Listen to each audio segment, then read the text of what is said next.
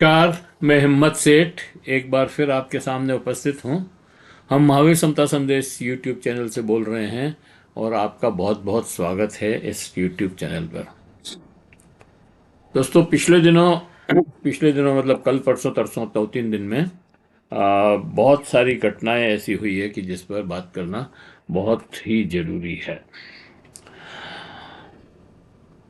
सबसे बड़ी घटना तो ये थी कि प्रधानमंत्री लोकसभा में नहीं गए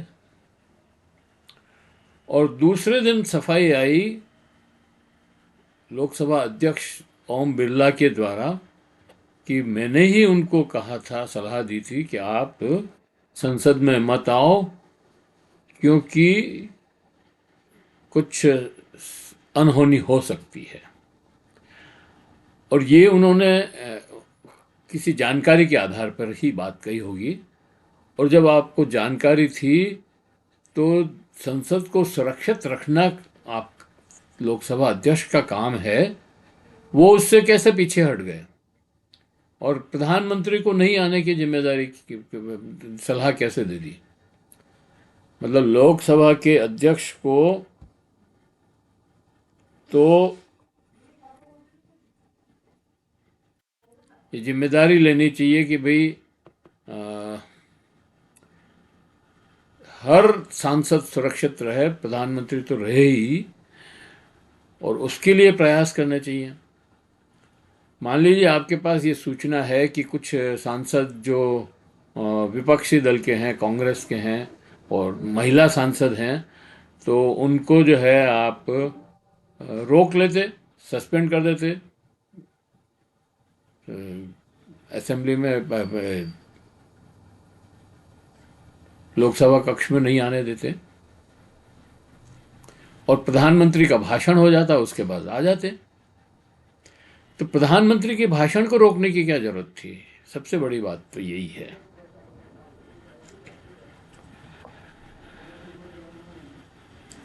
और दूसरी बात यह है कि लोकसभा अध्यक्ष ने ये जानकारी तो दी, लेकिन उन पर क्या कार्रवाई की जो इस तरह का हंगामा करना चाहते थे या इस तरह की असहज स्थिति पैदा करना चाहते थे। उनके ऊपर कोई एफआईआर की, उनके ऊपर कोई जांच कमेटी बिठाई, या खाली जमानी खर्च जमा खर्च जो मर्जी बोल दो और फिर छुट्टी, एक बार तो हो गया काम। तो ये इनकी आदत रही है, चाहे वो प्रधानमंत्री हो चाहे लोकसभा अध्यक्ष हो, ये इसी तरह से करते हैं। प्रधानमंत्री ने भी बड़े बड़े आरोप लगाए रैलियों में, चुनावी सभाओं में, लेकिन एक की भी जांच नहीं करवाई। तो ये इनका दिखाता है कि किस तरह से ये झूठ बोल करके और चीज़ों को अपने पक्ष में सहज बनाने की कोशिश करते हैं। दोस्तों, मैं आपसे ये अपील करना चाहता हूँ कि अगर आपने अभी तक भी हमारे YouTube चैनल महावीर समता संदेश को सब्सक्राइब न किया है तो सब्सक्राइब कर लें, बेल आइकन दबाना न भूलें। वीडियो अच्छे लग रहे हो तो लाइक करें, फॉरवर्ड करें, और लोगों को भी भेजें और सोशल ग्रुप्स में डालें। कमेंट बॉक्स में जाएं, कमेंट लिखें, सुझाव दें।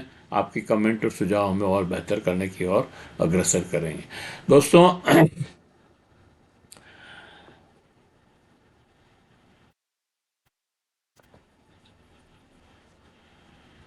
लोकसभा अध्यक्ष ने अपने कक्ष का उदाहरण दिया कि वहाँ पर भी आज जो है हंगामा किया इन्होंने और वो उचित नहीं था। तो भाई वहाँ पर वो अपनी बात कहने गई थी कि आप पक्षपात कर रहे हैं, ये हमको बर्दाश्त नहीं है। और आपने वहाँ पर फिर भाजपा के सांसदों को क्यों बुला लिया उस? और दरअसल जो हंगामा हुआ वो तो उसके बाद ही हुआ, उनके आने से। तो उनके आने से जो हंगामा हुआ उसके लिए आप दूसरों को कैसे दोष दे सकते हैं?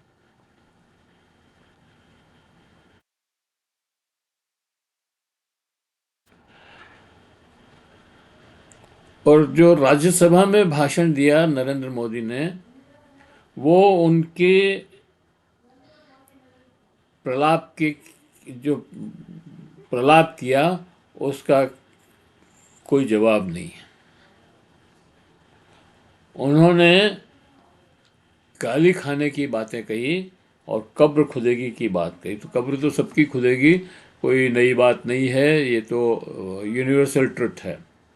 खैर, लेकिन गाली खाने का जो हिसाब किताब नरेंद्र मोदी रखते हैं कि 2 किलो गाली खाता हूँ, 4 किलो खाता हूँ, गालियों को कैसे तोलते हैं और कितनी क्विंटल हो गई है, ये सब तो उन्हीं को मालूम है। वही इसका हिसाब किताब रखते हैं। और आज नहीं, मतलब इस भाषण में नहीं, वो हर भाषण में ये बात कहते हैं कि मैं गाली खाता हूँ, मैं गाली खाता हूँ, मैं गाली खाता हूँ। तो भाई, सार्वजनिक पद पे हो और आप जो गलतियां करोगे तो लोग गाली देंगे ही, उसमें क्या है, नई बात कुछ नहीं है। सम्मान लेना तो खुद को खुद के आचरण से सम्मान मिलता है, यूं मांगने से या कह देने से कि गाली खाता हूँ से नहीं मिलता। उन्होंने एक और बात जो बड़ी हास्यास्पद है, उन्होंने कहा कि 18,000 गांवों को बिजली पहुंचाई हमने, जिनको पता ही नहीं था कि बिजली क्या होती है, तार का ही मालूम नहीं था। सही बात है। लेकिन इसकी पूर्ववर्ती सरकारों ने लाखों गांवों में बिजली पहुंचाई, जिनको पता ही नहीं था कि बिजली क्या होती है। उनको कोई उनकी कोई उपलब्धि नहीं है, सिर्फ 18,000 गांव उपलब्धि है। और वो तो जब आपने एक बजट भाषण के बाद ही ये बात कही थी कि हमने मतलब सारे गांव, पूरा सब गांवों को जो है बिजली से बिजली युक्त कर दिया है, बिजली पहुंचा दी है सब गांवों में, तभी उसका खंडन आ गया था कि फला गांव में बिजली नहीं पहुंची है, और वो एक 50 किलोमीटर दूर भी नहीं था दिल्ली से। फिर आप ऐसी और बार बार उसी एक बात को क्यों कह रहे हो आप? प्रधानमंत्री तो गाली गाली खाने के भी माहिर हैं और गाली खाने का हिसाब रखने का भी में भी माहिर हैं, और गाली खाने का वातावरण बनाने भी माहिर हैं। आप स्वयं अपनी भाषा पर कंट्रोल नहीं कर पाते हैं, तो आप अगर विपक्ष की हंसी उड़ाएंगे, उनको कुछ भी कहेंगे, तो फिर ये अपेक्षा भी नहीं करनी चाहिए कि आपकी लोग आपकी तारीफ करेंगे, आपके कसीदे पढ़ेंगे। ये संभव ही नहीं है। 2014 के बाद प्रधानमंत्री ने बार बार कहा कि मेरे आने के बाद विपक्ष को विश्वास में लेने की कभी कोशिश नहीं की। यहाँ तक कि ऑपरेशन सिंदूर के पहले बैठक में, जब सार्वजनिक बैठक हुई थी, उसमें स्वयं गए ही नहीं। तो ऐसे आपको जो है वो थोड़ी मिलेगा। आपको उनको अपोजिशन को विश्वास में लेने के लिए उस मीटिंग में आपको जाना चाहिए था।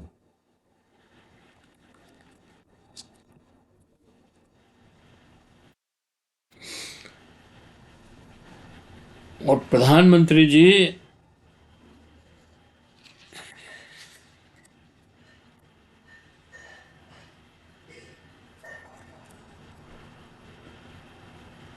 ओम बिरला जी ने जो बात कही कि मैंने प्रधानमंत्री जी को निवेदन किया था कि आप मत आओ, ये बात एलओपी ने सुबह ही कह दी थी कि आज वो लोकसभा में नहीं आएंगे, क्योंकि लोकसभा में आएंगे तो मैं उनको ये किताब पर भेंट करूंगा।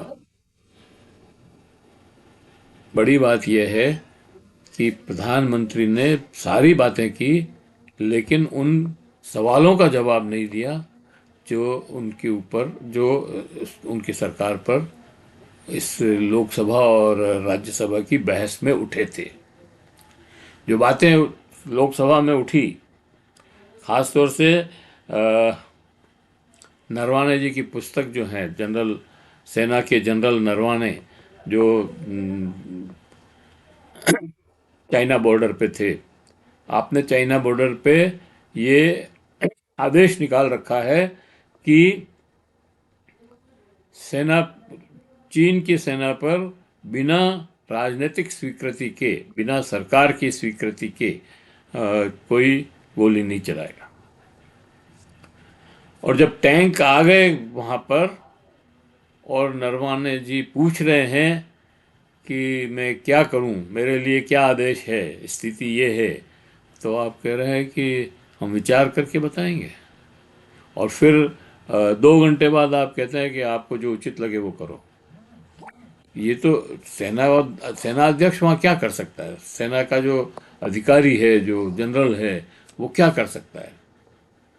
उसको पहले ही कह देना चाहिए था भाई कि आपको, या तो ये आदेश नहीं देना चाहिए था कि आप हमारी स्वीकृति से ही अ, ये उठाएंगे, मतलब गोली चलाएंगे या हमला करेंगे चीन के ऊपर। और या फिर आपको निर्णय लेना चाहिए था कि भाई आपको ये गोली चलानी है या नहीं चलानी है। आपने उनको देश की सुरक्षा के मामले में आप पीछे हट गए और नरवाने के भरोसे छोड़ दिया देश को। वो तो ठीक है कि वो जन, और जो पुस्तक है उस पर चर्चा, मतलब उसमें से कुछ लाइनें एलओपी बोलना चाहते थे लोकसभा में, उसको क्यों नहीं बोलने दिया सरकार ने? लोकसभा में सुरक्षा सुरक्षा मंत्री राजनाथ सिंह, गृह मंत्री अमित शाह और संसदीय मंत्री किरण रिजिजू जी, अ, और कई पार्लियामेंट के सदस्य उनको बोलने नहीं दे रहे थे। वो नियम बता रहे थे। उस किताब में ऐसा क्या था? और था नहीं, नहीं बोलने दिया, कोई बात नहीं, आप तो उसका जवाब देते। लोक लोकसभा में उठाई गई बातों का अगर आपने लोकसभा में जाके बयान उत्तर नहीं दिया राष्ट्रपति के अभिभाषण की बहस के ऊपर, तो राज्यसभा में जब आप बोल रहे थे तो उन बातों पर बोलते ना। उन पे तो आपने कुछ बोला ही नहीं।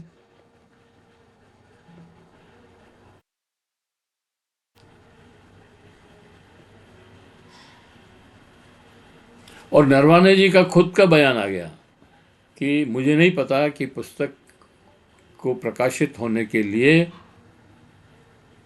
सरकार स्वीकृति क्यों नहीं दे रही है, जबकि प्रकाशक ने 1 साल, 1.5 साल, 2 साल पहले आ, ये स्वीकृति चाहिए थी। नरेंद्र मोदी जी को बताना चाहिए था कि भाई इस किताब में ये चीज़ें गड़बड़ है, इसलिए हम स्वीकृति नहीं दे सकते हैं।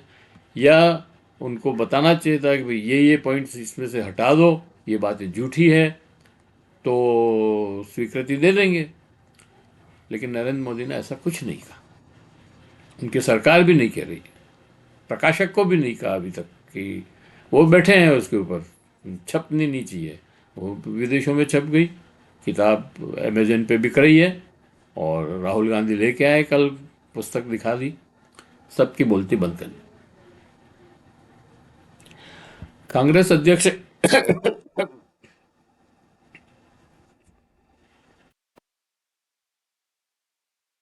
मल्लिकार्जुन का कहना ठीक ही लगता है कि प्रधानमंत्री ने में इतना साहस ही नहीं है कि लोकसभा में वो राज्यसभा में हुई बहस का जवाब दे सके।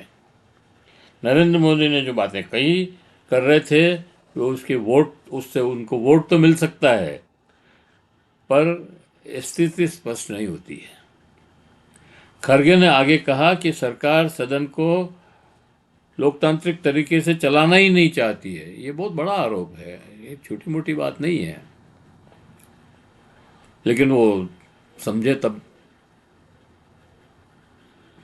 खरगे ने पत्रकारों से बात करते हुए कहा कि झूठ दोहराना मोदी का काम रहा है। राज्यसभा में के 97 मिनट के भाषण में कुछ महत्वपूर्ण व आवश्यक नहीं था।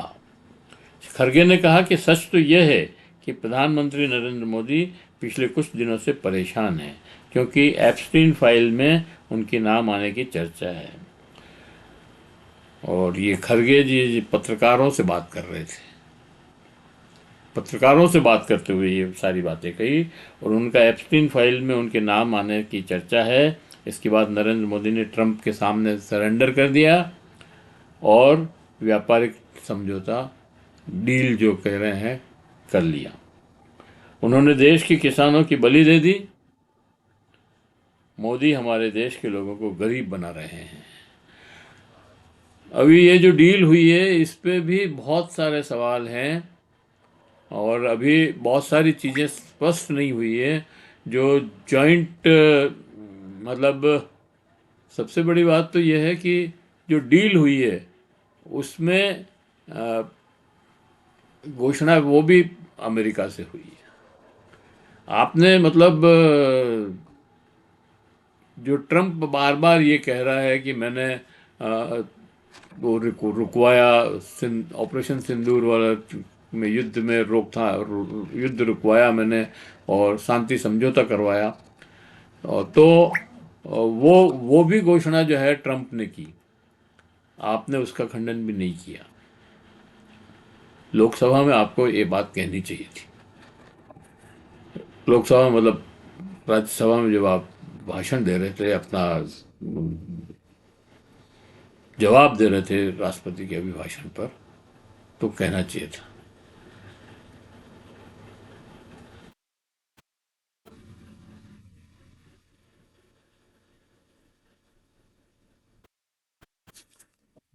तो दोस्तों ये समझौते भी हम अपन बात करेंगे, लेकिन उसकी स्पष्टता हो जाए थोड़ी। चीज़ें अभी बहुत एक तरफा चल रही है, हम कुछ कह रहे हैं, मतलब भारत सरकार कुछ कह रही है और ट्रम्प सरकार कुछ कह रही है। अब दोनों में समन्वय भी नहीं है।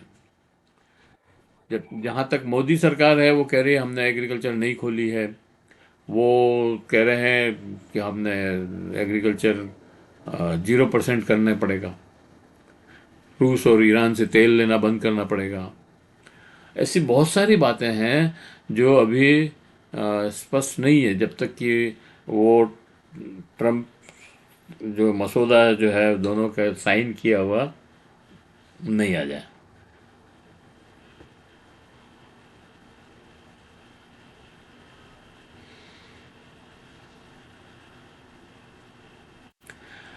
दोस्तों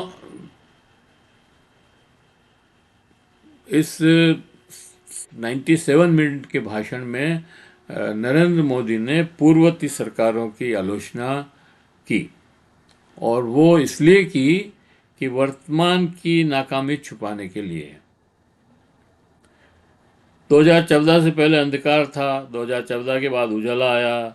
बेरोजगारी, महंगाई, विदेश नीति की आत्मनिर्भर निर्भरता पर एक भी ठोस वाक्य नहीं है। ईमानदारी से कहें तो आत्ममुग्धता, अतीत को गाली, आलोचकों को दुश्मन बताना और कठिन सवालों से पलायन, यह जवाब नहीं, बचाव का भाषण था।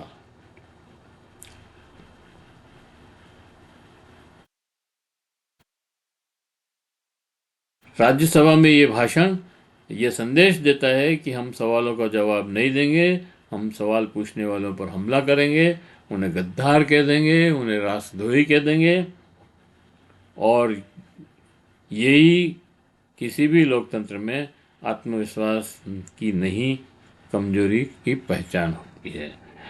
तो दोस्तों ये सारी बातें हैं, आपके सामने हमने रख दी।